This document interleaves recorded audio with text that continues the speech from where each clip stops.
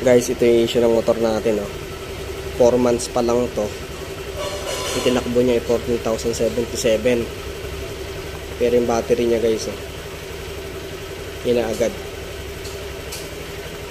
Diba? Ito din, nag-i-issue din ito. Mamaya babalik yan. Yun, oh, lobat agad.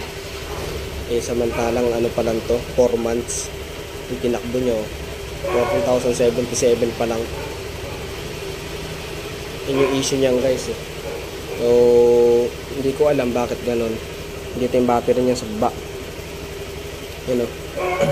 Version 3 to, guys. Yun ang gagrab natin. Ito lang ang issue ko niyan, guys. Ewan ko, 4 months pa lang nagagrab naman tayo, pero yung battery niya eh, ayan, lumalabas. Pero kapag yan, katulad niya, umandar na siya, diba, parang na-charge na siya.